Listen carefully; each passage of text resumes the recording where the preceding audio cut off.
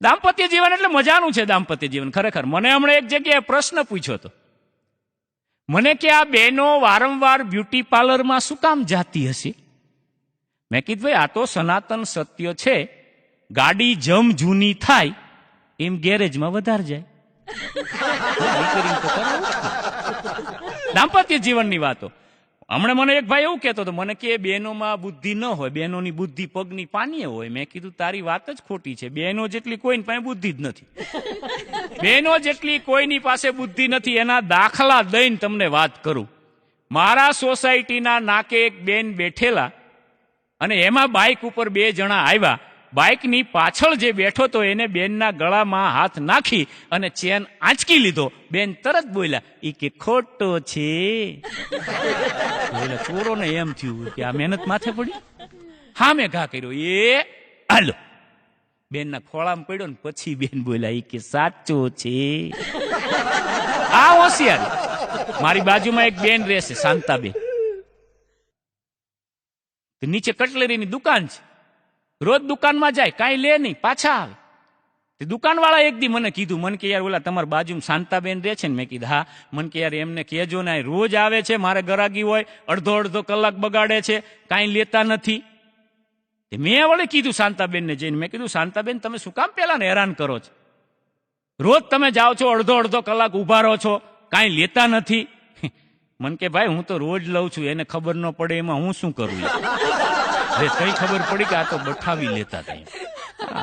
આ બુદ્ધિ. કોણ કે બેનોમાં બુદ્ધિ નથી? એક બેન હમણે બસમાં 3 છોકરા સાથે અને બસમાં મુસાફરી કરે. કંડક્ટર આવ્યો, એ કે બેન ટિકિટ? તો કે એક આપી દો અમદાવાદ. કંડક્ટર કે બેન 3 બાળકો છે, એકાદાની ટિકિટ લો. બેન કે શું કામ? તમારે એસટી નો નિયમ છે, 3 વર્ષથી મોટું બાળક હોય એની ટિકિટ લેવાની. તે કંડક્ટર કે આમાં એ કઈ 3 વર્ષનું નથી? બેન કે ના, આ મોટો છે એ 3.25 વર્ષનો, આ બીજો છે એ 2.5 વર્ષનો, આ ત્રીજો છે એ 2.25 વર્ષનો. ત્યાં તો કંડક્ટરની ચોટલી ખીતો થઈ ગયો. કંડક્ટર કે બેન બનાવટ કરોમાં, બનાવટ કરોમાં. તમારે ટિકિટ ન લેવી હોય તો મને કાંઈ વાંધો નથી, પણ ગાળો તો હરખો રાખો. 3 મહિનાના ફેરે બાળકો ન હોય. અને બેને જે જવાબ દીધો છે, બેન કે શું કામ ન હોય? આ મોટો છે એ મારા જેઠનો, આ બીજો છે એ મારો, આ ત્રીજો છે એ મારા દેરનો. બોલ હું છતાં રહી કે કંડક્ટર ગલોટિયું ખાઈ ગયું. કંડક્ટરને ખબર હોય કે આખું કુટુંબ ભેળું લઈને નીકળ્યા છે. આ હોશિયારી છે બહેનોની. કોણ કે હોશિયાર નથી બહેનો? હમણાં એક બેને ભોળાનાથનું તપ કર્યું. ભગવાન ભોળાનાથ પ્રસન્ન થયા. માગ માગ. ઈ કે ભગવાન માગું ખરી, પણ એક વચનથી મારું કાંઈ મેળ ન પડે. તો કે બોલ કેટલા જોઈ? ઈ કે 3 વચન આપો. ઈ કે આપ્યા. તો મારી એક શરત છે ભગવાન કે. ઈ કે બોલો. ઈ કે તને આપું ને એના કરતા તારા સાસુને 10 ગણું આપું. હવે કઈ વહુને આ પસંદ હોય? તપ પોતે કરે, ઉપાસના પોતે કરે, સાધના પોતે કરે, અને એની સાસુને 10 ગણું. અને એમાં સાસુને, બીજું કોઈ પાત્ર હોય તો વાંધો ન આવે. ભગવાન કે આ કમિટમેન્ટ થઈ ગયું, આમાં કઈ ફેરફાર ન થાય. તને આપું એના કરતા 10 ગણું તારી સાસુને આપું. એ વાત નક્કી છે. બોલ માગવા હોય તો માગ વચન હાલ, મને મોડું થાય. એ કે એમ કે હા માગી લે. આને પહેલું વરદાન માગ્યું. એ કે દુનિયાની સૌથી સ્વરૂપવાન સ્ત્રી મને બનાવી દો. ભગવાન કે તથાસ્તુ. એની હાઉએ 10 ગણું રૂપ કાઢ્યું. માગ હવે બીજું વરદાન આને માગ્યું. હે પ્રભુ, આ દુનિયાની સૌથી અમીરમાં અમીર સ્ત્રી મને બનાવી. ભગવાન કે તથાસ્તુ. એની હાઉ પાસે 10 ગણા રૂપિયા, 10 ગણી પૈસા વાળી થઈ. હવે આની પાસે એક જ વરદાન રહ્યું. એ કે ભગવાન એક વરદાન બાકી. કે હા એક વરદાન તારું કાયદેસરનું બાકી, માગ. અને આને છેલ્લું વરદાન માગ્યું. એ કે હે પ્રભુ, હે ભોળાનાથ, એક નાનકડો એટેક આપો. ઉલ્લી પીડા. કોણ કે હોશિયાર? આને 1 ગણા, આવું 10 ગણા રૂપિયા ઈ હોતાની કોઈ આવ્યા. આ હોશિયારી છે બહેનોની. કોણ કે છે બહેનોમાં હોશિયારી નથી?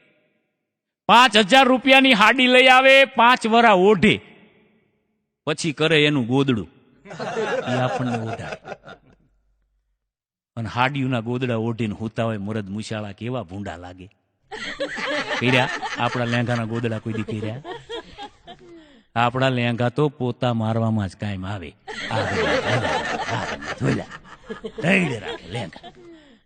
આ હોશિયારી છે બેનો. બહેનો બહુ હોશિયાર છે. બોલો, જેટલા બી પરણિત બહેનો બેઠા છે, હાવ સાચી વાત હોય તો જ તાળી પાડજો.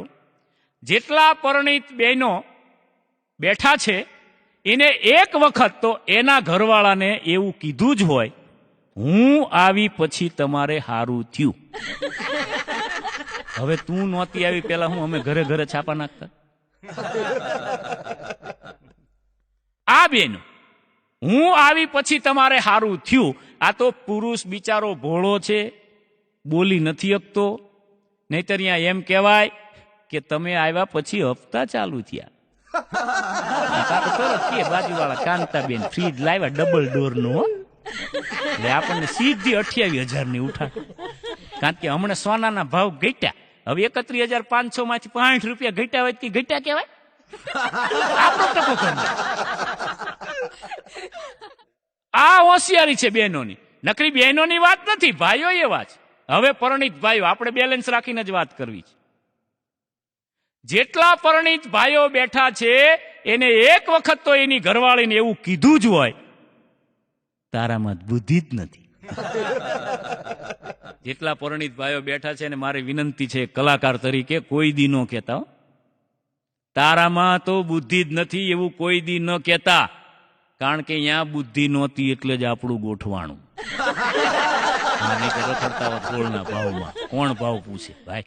અને અત્યારે તમે જુઓ, 1,000 પુરુષની સામે 923 સ્ત્રી છે. એટલે ઓલરેડી 87 ની ઘટ ચાલે છે, 77 ની ઘટ ચાલે છે ઓલરેડી. એટલે ઈ ક્યાં પૂરી કરવી? પણ તોય ગામડાની અંદર તમે જાઓ ને માણસો બેઠા બેઠા વાતું કરતા હોય, તમને સાંભળવાની મજા આવે. રીધી સીધી બધી ચોરે બેઠી હોય, પછી આમ નેજવા કરીને જોવે. આહા, એટલે ભગા કે હા સાંભળ્યું કે હું ઈ કે આ તળસિયાના ઘરે જે એના વિભલાની વહુ લાવ્યા ને ઈ લેવાની દીકરી નથી હો, કડવાની કડવાની. હવે લેવાની હોય કડવાની હોય, મૂળ તો દીકરી કણબીની છે ને. તારા ઘરમાં ગોધરાની બે છે એનું કહીને કઈ ગામની લઈને બેઠા. મને હમણાં એક જગ્યાએ પ્રશ્ન પૂછ્યો, મને કે હાડુભાઈ એટલે શું?